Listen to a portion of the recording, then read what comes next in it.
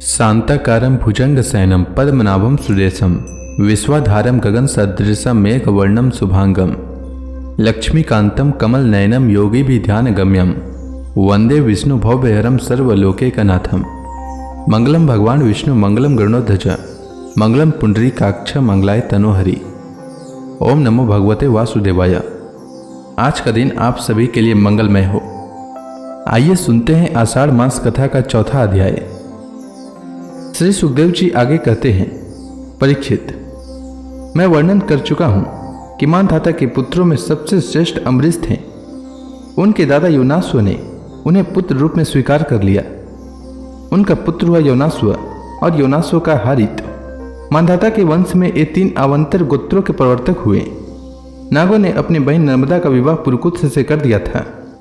नागराज वासुकी की आज्ञा से नर्मदा अपने पति को रसातल में ले गई। वहां भगवान की शक्ति से संपन्न होकर पुरुकुत्स ने वध करने योग्य गंधर्वों को मार डाला। इस पर नागराज ने प्रसन्न होकर पुरुकुत्स को वर दिया कि जो इस प्रसंग का स्मरण करेगा वह सर्पों से निर्भय हो जाएगा। राजा पुरुकुत्स का पुत्र त्रसदस्यु था। उसके पुत्र हुए अनरण्य, अनरण्य के हर्याश्व, उसके अरुण और अरुण के त्रिबंधन हुए। त्रिबंधन के पुत्र सत्यव्रत हुए। यही सत्यव्रत त्रिशुंक के नाम से विख्यात हुए। यद्यपि त्रिशुंक अपने पिता और गुरु के शाप से चांडाल हो गए थे, परंतु विश्वामित्र जी के प्रभाव से वे सत्सदी स्वर्ग में चले गए। देवताओं ने उन्हें वहां से ढकेल दिया और वे नीचे को सिर किए हुए गिर पड़े, परंतु विश्वामित्र जी ने अपने तपोबल से उन्हें आकाश में ही स्थिर कर दिया। वे अब भी आकाश में लटके हुए दिखते हैं। त्रिशुंक के पुत्र थे हरिश्चंद्र। उनके लिए विश्वामित्र और वशिष्ठ एक दूसरे को शाप देकर पक्षी हो गए और बहुत वर्षों तक लड़ते रहे। हरिश्चंद्र की कोई संतान न थी। इससे वे बहुत उदास रहा करते थे। नारद के उपदेश से वे वरुण देवता की शरण में गए और उनसे प्रार्थना की कि प्रभु, मुझे पुत्र प्राप्त हो। महाराज, यदि मेरे वीर पुत्र होगा तो मैं उसी से आपका यजन करूंगा। वरुण ने कहा, ठीक है। तब वरुण की कृपा से हरिश्चंद्र के रोहित नाम का पुत्र हुआ। पुत्र होते ही वरुण ने आकर कहा, हरिश्चंद्र, तुम्हें पुत्र प्राप्त हो गया। अब इसके द्वारा मेरा यज्ञ करो। हरिश्चंद्र ने कहा, जब आपका यह यज्ञ पशु रोहित 10 दिन से अधिक का हो जाएगा तब यज्ञ की योग्य होगा। 10 दिन बीतने पर वरुण ने आकर फिर कहा, अब मेरा यज्ञ करो। हरिश्चंद्र ने कहा, जब आपके यज्ञ पशु के मुंह में दांत निकल आएंगे तब वह यज्ञ की योग्य होगा। दांत उग आने पर वरुण ने कहा, अब इसके दांत निकल आए, मेरा यज्ञ करो। हरिश्चंद्र ने कहा, जब इसके दूध के दांत गिर जाएंगे तब यह यज्ञ की योग्य होगा। दूध के दांत गिर जाने पर वरुण ने कहा, अब इस यज्ञ पशु के दांत गिर गए, मेरा यज्ञ करो। हरिश्चंद्र ने कहा, जब इसके दोबारा दांत आ जाएंगे तब यह पशु यज्ञ के योग्य हो जाएगा। दांतों के फिर उगाने पर वरुण ने कहा, अब मेरा यज्ञ करो। हरिश्चंद्र ने कहा, वरुण जी महाराज, क्षत्रिय पशु तब यज्ञ की योग्य होता है जब वह कवच धारण करने लगे। परीक्षित, इस प्रकार राजा हरिश्चंद्र पुत्र के प्रेम से हिला हवाला करके समय टालते रहे। इसका कारण यह था कि पुत्र स्नेह की फांसी ने उनके हृदय को जकड़ लिया था। वे जो समय बताते वरुण देवता उसी की बात देखते। जब रोहित को इस बात का पता चला कि पिताजी तो मेरा बलिदान करना चाहते हैं, तब वह अपने प्राणों की रक्षा के लिए हाथ में धनुष लेकर वन में चला गया।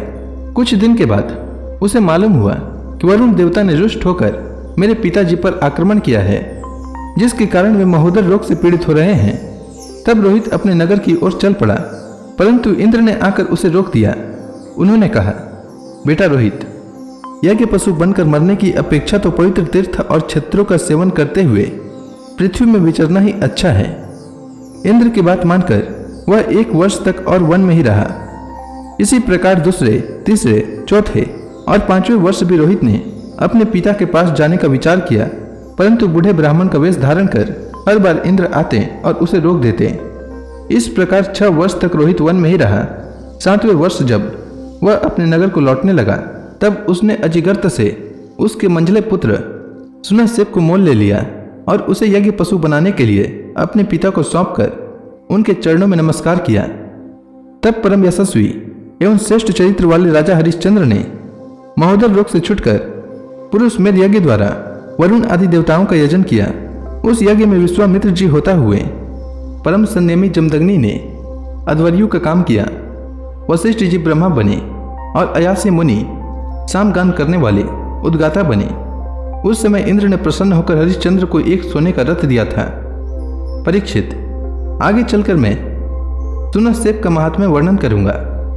हरिश्चंद्र को अपनी पत्नी के साथ सत्य में दृढ़तापूर्वक स्थित देखकर विश्वामित्र जी बहुत प्रसन्न हुए।